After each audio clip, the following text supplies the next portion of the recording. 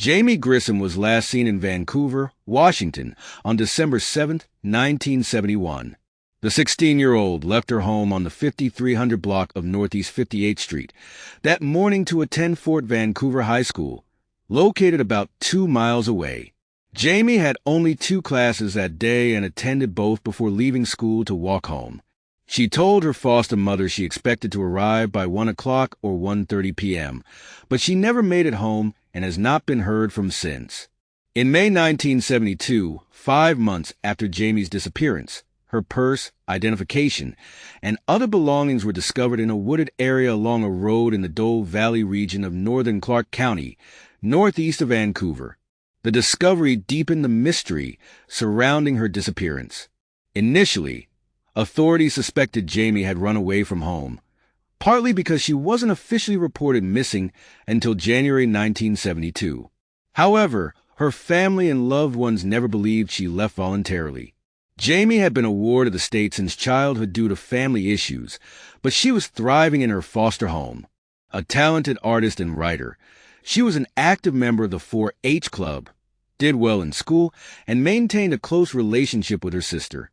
Her savings account remained untouched after her disappearance, further supporting the idea that she did not leave willingly. Over time, police came to suspect Jaime was the first victim of suspected serial killer Warren Leslie Forrest. Forrest, a former Fort Vancouver High School student, is believed to have raped and murdered at least 6 young women in the Vancouver area during the early 1970s. In 1978, he was convicted of the murder of 19-year-old Krista K. Blake and sentenced to life in prison. He is also a person of interest in the 1974 disappearance of 14-year-old Deian Gilchrist. There are unsettling connections between Jaime's case and Forrest's suspected crimes. Her belongings were found in the same general area of rural Clark County, where the remains of 2 other young women, 19-year-old Carol Platt Valenzuela and 17-year-old Martha Marie Morrison, were later discovered. Notably, Martha's remains were identified only in 2015. In 2017, investigators found Martha's DNA on a dart gun Forrest admitted using to attack another woman, strengthening suspicions against him. Authorities announced plans to charge him with Martha's murder, but have not done so in Jaime's case. Forrest has never been formally charged in connection with Jaime's disappearance or in the other suspected murders. Unlike many of his presumed victims who were hitchhikers, Jaime was simply walking home, though she shared similar physical traits with the other young women linked to Forrest. Foul play is suspected in Jaime Grissom's case, which remains unsolved. In March 2009, a death certificate was issued for her, but her body has never been recovered. Janice Hanigan was last seen in Wapato, Washington, in December 1971. At the time, she was a sophomore at White Swan High School. Janice enjoyed cooking, beadwork, and watching football. She was the eldest of 7 children and lived with her father near Hera, Washington, after her parents separated. Her 6 younger siblings lived with their mother in Buena, Washington. On December 21, 1971, Janice sought medical attention at a hospital for severe bruises on her head and chest. Unfortunately, surviving medical records do not specify which hospital she visited or provide details about how she sustained her injuries.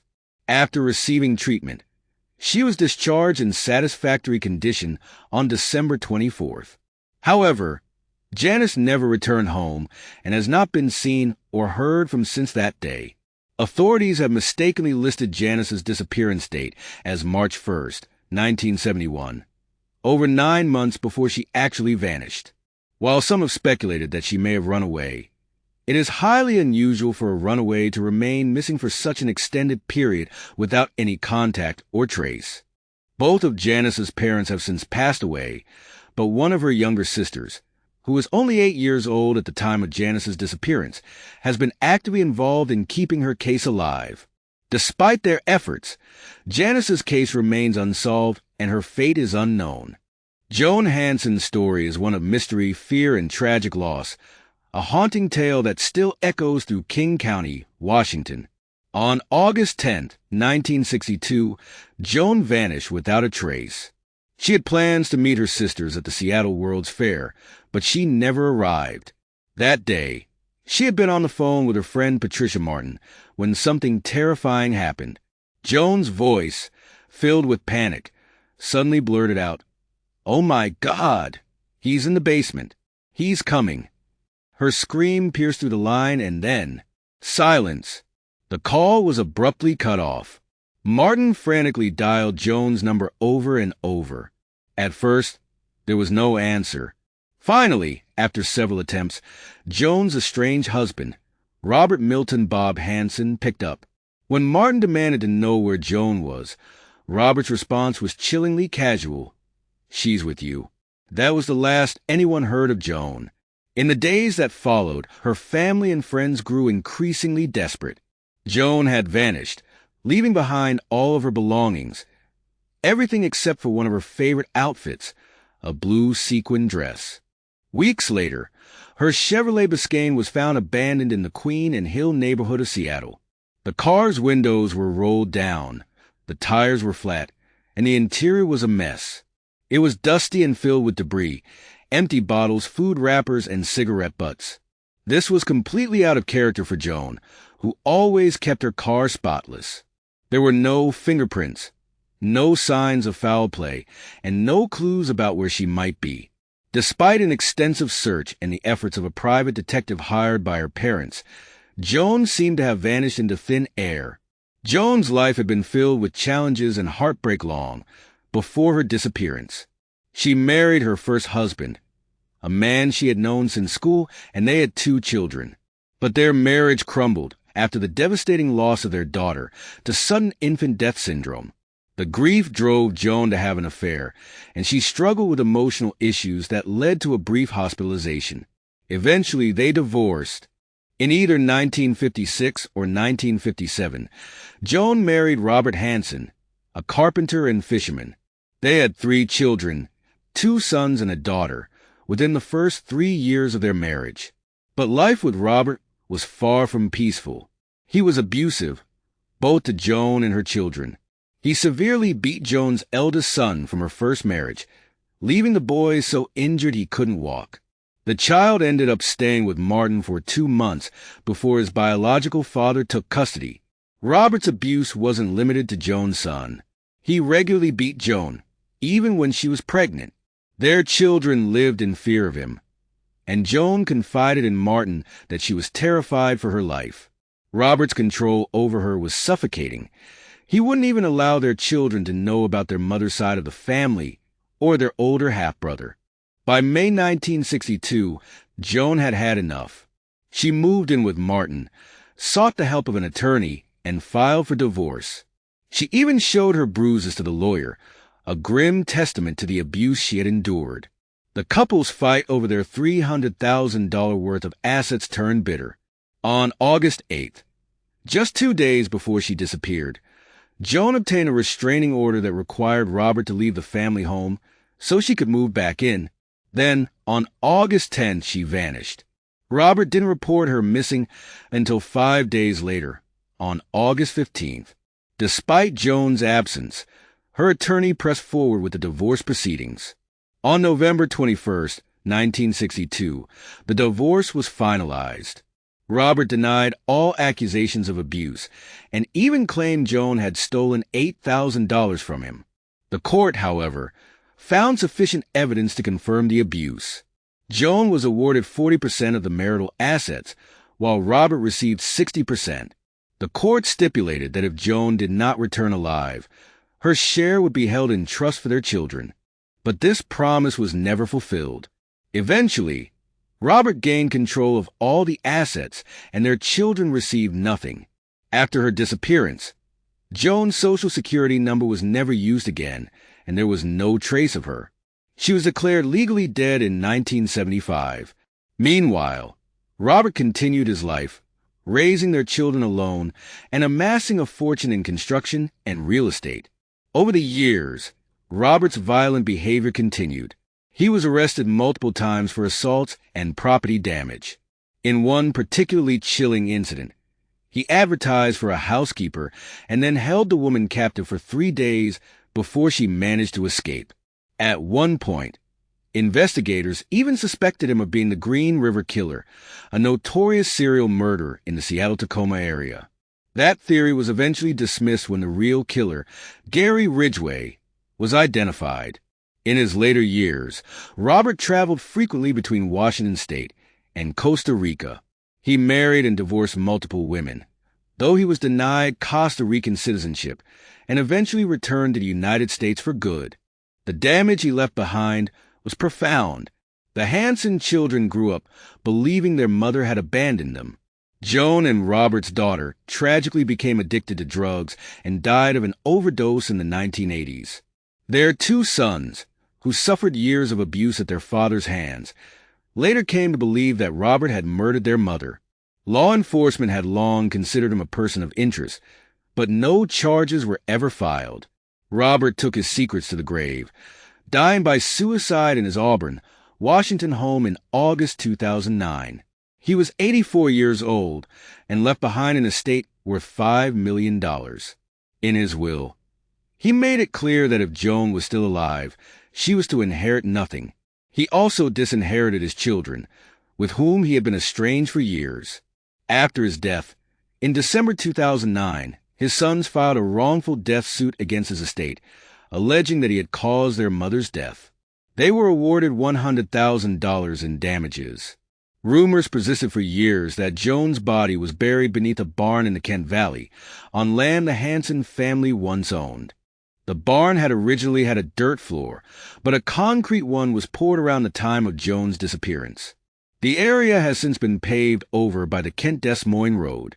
In 2006, investigators used ground-penetrating radar to search the site at the request of Joan's son, but no evidence was found. Joan's case remains unsolved. True crime writer and Rule, who lived near the Hansen family in the 1960s, later wrote about the case in her 2009 book, Don't Look Behind You, and Other True Cases. Although she didn't know Joan personally, her children had gone to school with Joan's kids, making the tragedy feel all the more personal. Joan Hansen's disappearance remains a haunting mystery.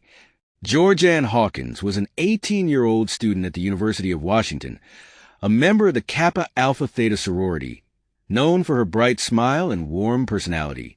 On the night of June 10, 1974, she walked a short distance to visit her boyfriend, Marvin, at his dormitory.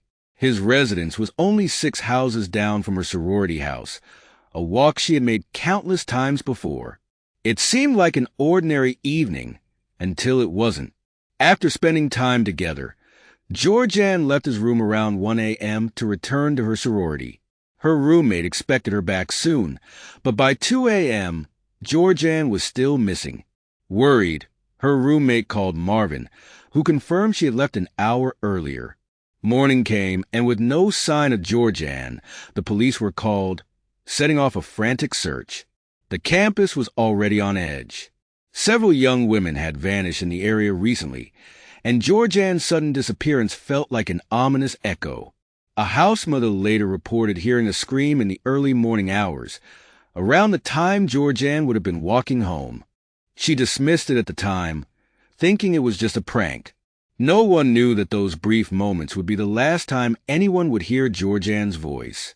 Years later, the name Ted Bundy would become synonymous with terror, and Georgeanne Hawkins would become one of his many victims. In the days leading up to his execution in 1989, Bundy confessed to her murder. He described how he had approached Georgeanne near her sorority house that night, wearing a fake arm cast and carrying a briefcase. He told her he needed help. Trusting, kind-hearted, and unaware of the danger, Georgeanne agreed to assist him. As they reached his car, Bundy struck her on the head, knocking her unconscious, and drove away with her. During the drive, she briefly regained consciousness, confused and terrified, but Bundy knocked her out again and strangled her. He later claimed he disposed of her body near Lake Sammamish State Park, the same place where other victims' remains would be found. He mentioned that a bone belonging to her had been discovered, but this was never confirmed. To this day, no remains have been conclusively identified as Georgeanne's. Wallace Gidra was last seen on January 10th 1983, at Point Defiance Park in Tacoma, Washington. The 3-year-old was at the park with his father, Stanley Lee Gidra. According to Stanley, Wallace was playing near a duck pond with a girl around his age and the girl's mother. Stanley said he left the group to walk around the pond with a man he assumed was the girl's father, and the two shared a beer. When Stanley returned about 25 to 40 minutes later, Wallace, the woman, and the child were gone.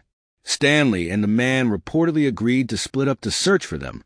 The man walked off in one direction and never returned. Stanley searched for Wallace for 2 hours before contacting the police at 7:42 p.m. Wallace has not been seen or heard from since. Authorities created composite sketches of the man and woman Stanley described, but they were never identified.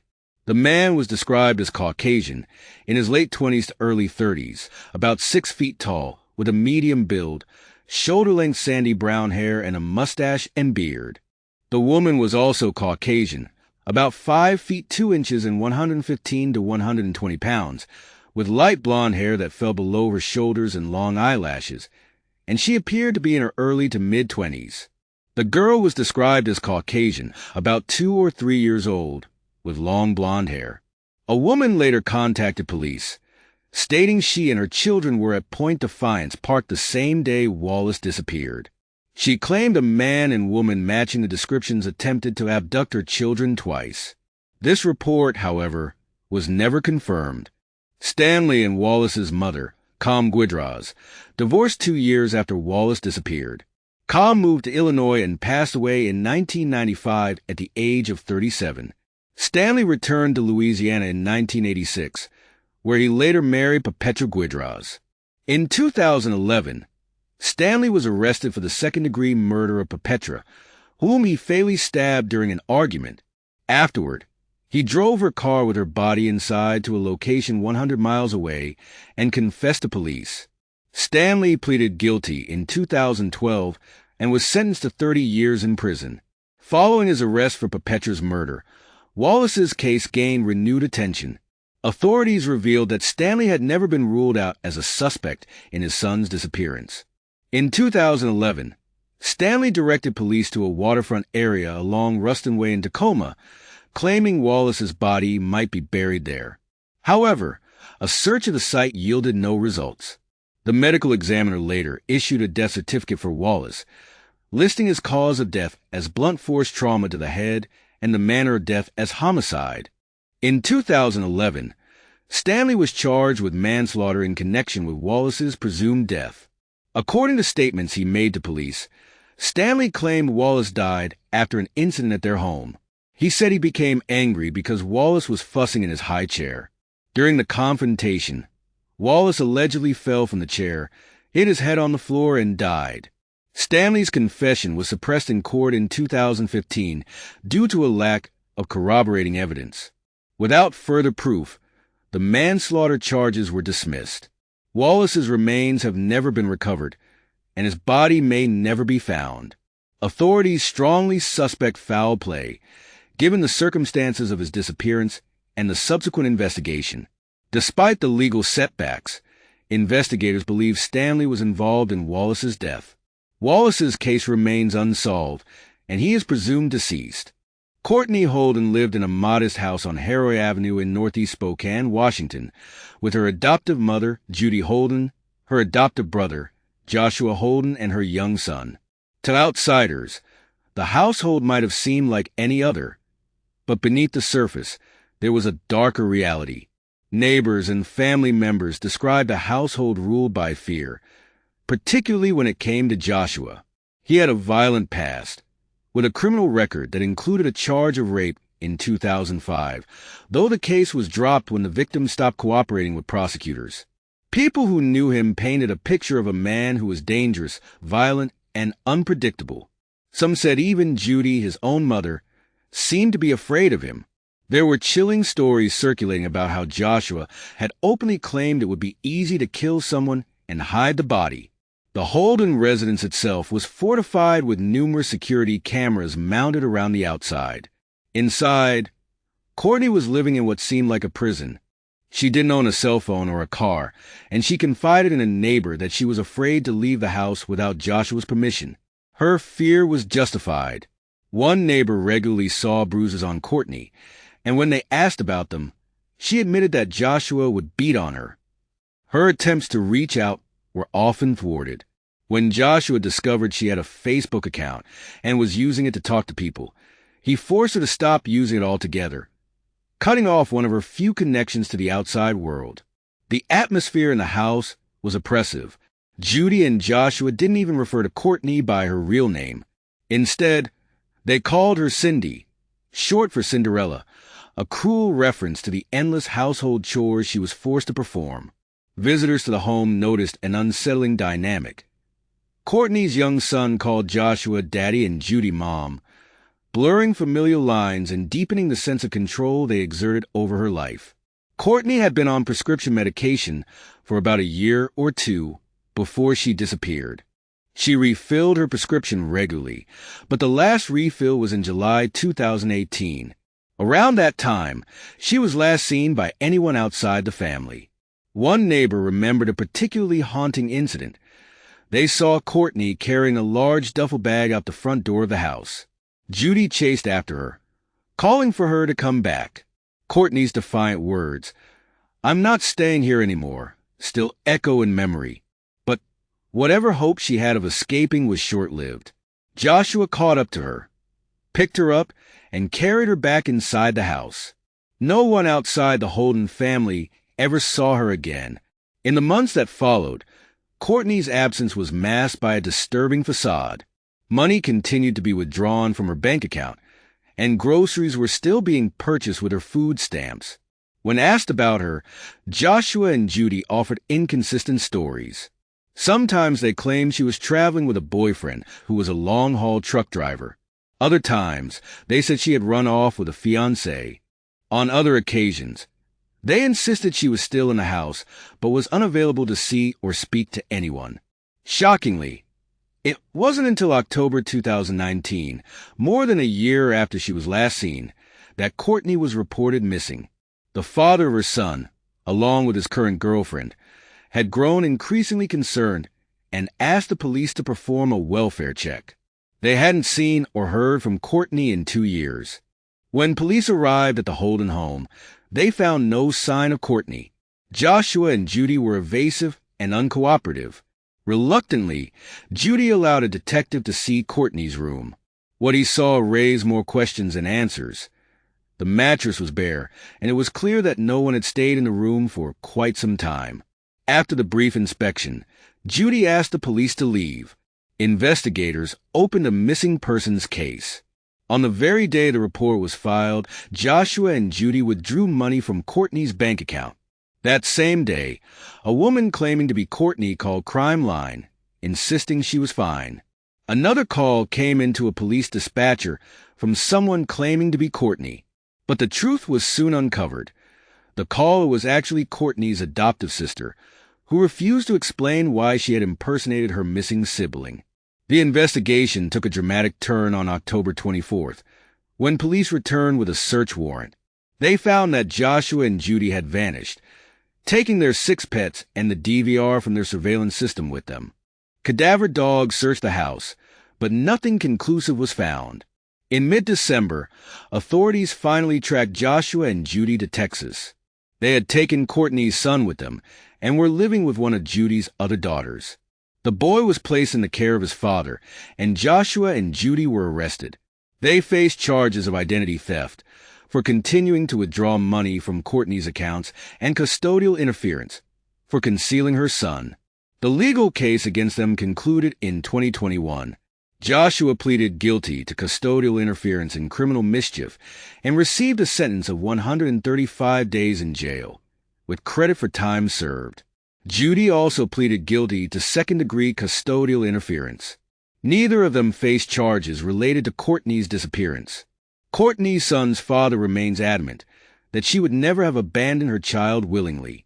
He believes she is deceased, and the investigation has uncovered no evidence to suggest otherwise.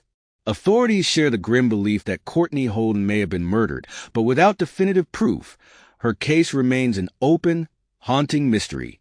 Heather Higgins was last seen on September 20th, 2010 in Spokane, Washington. She was in the process of transitioning to a new apartment when tragedy and misfortune seemed to converge in her life. While she was hospitalized, her old apartment, located at 10th and Cherry, was burglarized. Thieves stole the money she had diligently saved for her new rent deposit, leaving her in a precarious financial situation. Determined to keep her rental agreement intact, Heather devised a plan. She would pawn some of her jewelry and seek a loan from the bank. However, without a car and prohibited from driving due to a DUI-related probation, she needed transportation. A neighbor suggested she get a ride with Robert G. Davis, a local man who drove a distinctive blue minivan with fake wood paneling. On the day she vanished, Heather was seen carrying her purse in a backpack or duffel bag as she got into Davis's vehicle. According to Davis, he dropped Heather off at her apartment later that day, but crucially, he never saw her actually enter the building. From that moment on, Heather Higgins disappeared without a trace. As investigators delved into Heather's disappearance, a troubling picture of Davis began to emerge. A convicted felon with a long history of violent crimes, Davis's criminal record included disturbing offenses. In 2014, he broke into a trailer in Coeur d'Alene, Idaho, where he brutally sexually assaulted a woman. He choked her into unconsciousness twice. Miraculously, she escaped, and in 2015, Davis was convicted of burglary and assault with intent to commit rape. He received a 15-year prison sentence, with the earliest parole possibility in June 2018. More chillingly, Davis is also the prime suspect in the gruesome murder of 20-year-old Kala Williams. Kala disappeared in 2012, and her mutilated body was discovered 2 months later. Her remains had been cut in half, wrapped in garbage bags, and covered with branches. Davis's DNA was found on her body, though he denied involvement, claiming he knew Kala but had nothing to do with her death. The details of Kala's murder were harrowing. Her body was wrapped in a sleeping bag, and her clothes, including undergarments, were slashed open and doused in bleach. A towel was knotted tightly around her neck, and she bore numerous defensive wounds. Initially, the medical examiner ruled the cause of death as undetermined, speculating a methamphetamine overdose. However, a second autopsy ordered by police revealed more than 60 unreported wounds, leading to a revised ruling. Kala had been brutally murdered. The threads connecting Heather's disappearance and Kala's murder became more tangled with Davis's own chilling confession delivered to his mother. In 2010, around the time Heather vanished, Davis visited his mother in a state of distress. He confessed to doing something bad, claiming that 2 unidentified men had killed Heather and forced him to dispose of her body. According to Davis, these men threatened to harm his mother and sister if he ever spoke out. He claimed he had placed Heather's body inside 2 sleeping bags and rolled it off a cliff north of Spokane, near a ski resort. His mother, uncertain whether to believe him, thought his confession might have been a drug-induced hallucination. However, when she later learned about Kala Williams's murder and the similarities, particularly the use of a sleeping bag, she contacted the police to share her son's disturbing story. Heather left behind everything that mattered: her car, wallet, keys, and even her beloved pet cats. She had graduated with honors from Spokane Community College and was studying journalism at Eastern Washington University. Her life was full of promise and ambition, and those who knew her find it inconceivable that she would abandon her life willingly. Authorities don't believe Heather was running from the law, despite 2 outstanding misdemeanor warrants. The most haunting detail remains that since her disappearance, there has been no activity on her bank account or cell phone.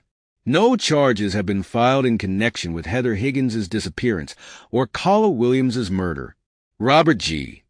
Davis remains a suspect in both cases, a shadowy figure in a series of chilling events. For Heather's family and friends, the pain of not knowing what happened to her continues to weigh heavily. Did she meet the same fate as Kala Williams? Was Davis's confession to his mother a window into a terrible truth, or the ramblings of a disturbed mind? The disappearance of Heather Higgins remains an open case. Cody Haynes Jr. vanished under troubling circumstances on September 12, 2004, from his home in Kittitas, Washington. At the time, he lived with his father, Richard Lee Haynes Sr., Richard's girlfriend, Marla J. Harding, and his 4 sisters. Cody's life was marked by strict discipline and alleged abuse, a dark backdrop to his mysterious disappearance. The sequence of events leading up to Cody's disappearance is both heartbreaking and unsettling. On the night before he vanished, Cody was punished for refusing to wash the dishes. Harding forced him to sit at the kitchen table for 4 hours and then sent him to his room around midnight. She reportedly instructed Cody's sisters not to approach his room and warned Cody not to leave, denying him access to food, water, or the bathroom. For the next 18 hours, no one checked on Cody. During this time, Richard Haynes Sr. was at work when Cody was confined. He returned home briefly, but then left again in the early morning hours, supposedly to look for car parts, and didn't return until 4 p.m. When Richard returned, Cody was gone. Authorities believe Cody may have orchestrated an escape, arranging stuffed animals on his bed to give the illusion he was sleeping. He took a camouflage patterned bag of clothes with him, later discovered abandoned in a nearby shed along with his bicycle, suggesting he might have planned to retrieve them later. Initial reports indicated that Cody might have been spotted in the local area. A neighbor claimed to have seen him on the morning of his disappearance, and another person reported seeing a boy resembling Cody eating chips at a nearby convenience store. However, neither sighting could be confirmed. At first, authorities suspected Cody had run away due to the harsh treatment at home and speculated he might be heading to his mother in Florida. However, Cody never arrived, and his mother was quickly ruled out as a suspect. Cody's disappearance cast a harsh spotlight on the household. Just a week after he went missing, Child Protection Services removed his sisters from the home, citing abuse, neglect, and a severe lack of supervision. The most damning evidence? Cody had been confined to his room for 18 hours without basic necessities and without adult supervision. Harding defended their actions, portraying Cody as rebellious and deceitful. Meanwhile, Richard and Harding, who married after Cody's disappearance, refused to cooperate with investigators. They hired lawyers and barred police from questioning the other children before they were taken into foster care. In stark contrast, the rest of Cody's family fully cooperated with the investigation. The Haynes household had already come under scrutiny from Washington's Child Protective Services. Reports from 2001 and 2002 allege that Richard physically and emotionally abused his children, including making them stand outside in winter without coats or shoes. Despite these alarming claims, CPS investigations concluded the allegations were unsubstantiated. However, the scrutiny led Richard to withdraw Cody and his sisters from public school, opting to homeschool them instead. In February 2005, investigators executed a search warrant on the Haynes residence. By then, Cody's sisters had been interviewed multiple times. Initially, they denied knowing what happened to Cody. Later, Cody's oldest sister revealed a chilling account. Cody had been severely beaten in the home the day he disappeared. Police efforts to verify the story faced obstacles. The kitchen flooring, where the alleged beating took place, had been replaced after Cody's disappearance, without the landlord's knowledge. Despite this, investigators found enough evidence during the searches to make what they termed a significant discovery, though they never disclosed specifics to the public. They also seized a computer, Richard's Chevrolet Suburban, and searched Harding's car. While authorities initially considered the possibility that Cody ran away, evidence increasingly pointed to foul play. The lack of any contact or confirmed sightings since his disappearance, coupled with the disturbing accounts of abuse, suggested a more sinister outcome. The FBI took over the case in October 2005, but no arrests have been made, and Cody's fate remains unknown. Cody's disappearance remains one of Washington State's most haunting unsolved cases. Deian Marie Hastings, a loving and devoted mother of 3, was on the verge of significant life changes in 2015. At 35, she had just embarked on a promising new chapter by enrolling in cosmetology school and planning a wedding with her fiancé, Mike Tibbetts. Known for her warmth and affection, Deian's children were the center of her world. Friends and family described her as vibrant and full of life, especially excited about her future. However, beneath this hopeful exterior, Deian faced challenges. She struggled with bipolar disorder, though she was learning to manage her symptoms. According to Mike, Deian occasionally left home for short periods, but always returned within a couple of days. Her sudden disappearance in November 2015 was unlike any previous behavior and deeply troubling for those who knew her best. On November 3, 2015, Deian attended her first day at Glendale Beauty Academy in Spokane, Washington. According to her son Hayden and Mike, she had a positive experience and seemed enthusiastic about her new journey. That evening, Hayden and his girlfriend visited Deian at home, where everything appeared normal. Around midnight, Deian went to the Lotta Trading Company grocery store. She bought energy drinks, string cheese, birthday candles, cigarettes, and vodka. Shortly after, a distressing series of events unfolded. A salon owner in Spokane called 911, reporting that Deian had entered the salon in a disoriented state. She referred to the owner as Mommy and claimed she had been drugged and kidnapped. Minutes later, two women saw Deian sitting nearby and called 911. They offered her a ride home and the use of their phones to contact family. When police arrived, Deian reiterated that she had been drugged and kidnapped, but refused help, walking away into the night. Mike returned home from work around 10 p.m. that evening and found a note from Deian. It mentioned her good day at school, her recent manicure, and that she had gone to the store. When she didn't return by 11:30 p.m., Mike grew concerned. He searched the area, eventually locating her car in a downtown Spokane parking lot, across the street from the knitting factory. The car was locked, with Deian's purse and phone inside, an ominous sign. The following day, November 5th, Mike called the cosmetology school, but Deian hadn't shown up for her second day of class. Growing increasingly worried, he contacted the authorities and reported her missing. Around this time, Deian's credit cards were used again at the same Lotta Trading Company. Surveillance footage from the grocery store showed Deian behaving erratically, waving her hands and looking over her shoulder repeatedly. In the days following her disappearance, her credit cards were used at various businesses around Spokane. Surveillance footage from these locations revealed a man identified as Randy Riley, accompanied by two others, using Deian's cards. When questioned, Riley admitted to encountering Deian. He claimed he and his friend James met her near a storage unit, describing her as intoxicated and belligerent. According to Riley, Deian willingly gave him her credit cards to buy food. However, his story changed when he was charged with identity theft. Riley later claimed that Deian had walked into the woods to use the bathroom and never returned. He and James allegedly found her coat and wallet the next day, but never saw Deian again. Riley served a few months in jail for identity theft, but was not charged in connection with her disappearance. Another man, a grocery store employee, also reported seeing Deian the night she vanished. He claimed they spoke outside the knitting factory, then went to his home briefly before returning to the store the following morning. According to him, Deian disappeared while he was inside buying cigarettes. James's version of events mirrored Riley's, but with subtle differences. He insisted that Riley returned from the woods alone after Deian disappeared, suggesting she had decided to stay behind.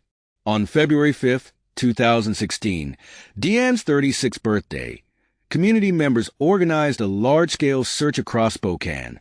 8 search parties combed areas where Deian was last seen, but no trace of her was found. Despite ongoing efforts, her case remains unsolved. Police continue to investigate, but the circumstances surrounding her disappearance are perplexing. Was Deian a victim of foul play, or did her struggles with bipolar disorder contribute to her vanishing voluntarily? Her friends and family, especially her children, continue to hope for answers. Anyone with information is urged to contact the Spokane Police Department's tip line at 242 TIPS or email SB Tipline. And Mike Tibbetts' words capture the enduring pain and hope of those left behind. Every day, I pull up to our house and hope to see her there waiting on the porch. But she's just not there.